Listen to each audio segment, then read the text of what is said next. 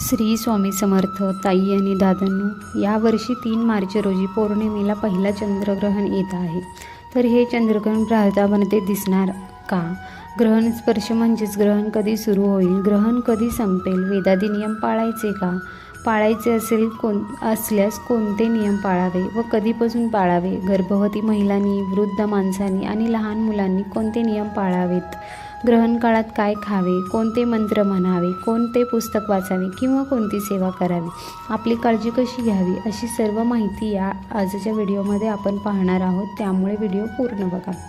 1 मार्च 2026ला चंद्रग्रहण भारतामध्ये सर्वत्र दिसणार आहे. त्यामुळे सर्वांनाच वेदाचे नियम पाळावयाचे आहे. 3 मार्च रोजी धुलीवंदन आहे आणि 2 मार्चला होळी आहे. त्यामुळे या ग्रहणाचा परिणाम होळीवर अजिबात होणार नाही, कारण हे चंद्रग्रहण 3 मार्च रोजी असणार आहे. तर बघा, गर्भवती महिलांनी ग्रहण चालू असताना विषाणूचा संसर्ग वाढलेला असतो, कारण वातावरणामध्ये बदल झालेला असतो. त्यासाठी आपल्याला काही नियम पाळावे लागतात आणि विशेषतः अन्नग्रहण म्हणजेच जेवण ग्रहणाच्या काळात करत नाहीत. तर 3 मार्च 2026 रोजी दुपारी 3:20 ग्रहण सुरू होईल आणि मोक्ष संध्याकाळी 6:48 ग्रहण संपत आहे. आता ग्रहणाचा पुण्यकाळ कधी आहे? तर ग्रहणाचा पुण्यकाळ आहे 3 मार्च रोजी संध्याकाळी 6:48 साधारणतः अर्ध्या तासाचा पुण्यकाळ आहे. त्यामुळे आपण या काळात जास्तीत जास्त सेवा करावी. तर बघा, गर्भवती महिलांनी वेदादी नियम कधीपासून पाळायचे? तर हे नियम आपल्याला 3 मार्च रोजी सकाळी म्हणजे सूर्योदयापासून तर संध्याकाळी ग्रहण संपेपर्यंत 6:48 गर्भवती महिला, वृद्ध आणि आजारी माणसं असतील किंवा लहान मुलं असतील, त्यांनी या वेळेपर्यंत वेदाती नियम पाळायचे आहेत. ग्रहण चालू असताना काय करावे, काय करू नये? तर बघा, ग्रहण चालू असताना आपण पाणी पिऊ शकता, मलमूत्र विसर्जन करू शकता.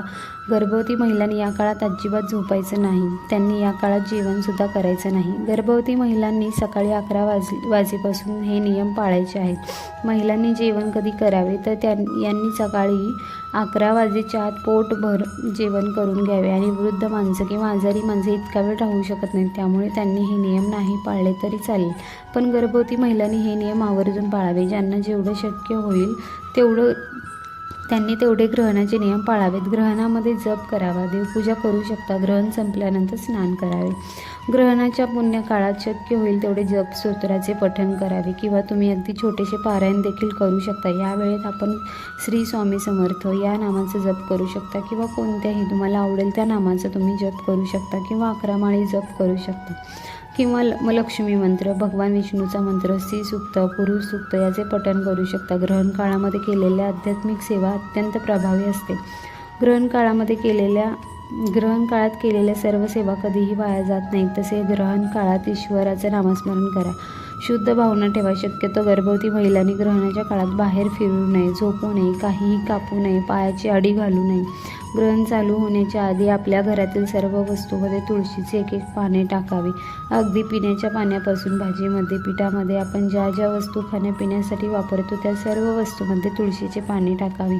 ग्रहण कधीही उघड्या डोळ्यांनी बघू नये. ते बघण्यासाठी चष्मा घालावा किंवा एक्सरेचा वापर करावा. गर्भवती महिलांनी ग्रहण अजिबात पाहू नये. असे केल्याने बाळावर नकारात्मक परिणाम होतात. शक्य असल्यास जेवढे होईल तेवढे नियम पाळावेत. जर व्हिडिओ आवडला असेल तर लाईक, शेअर आणि सबस्क्राईब करायला विसरू नका.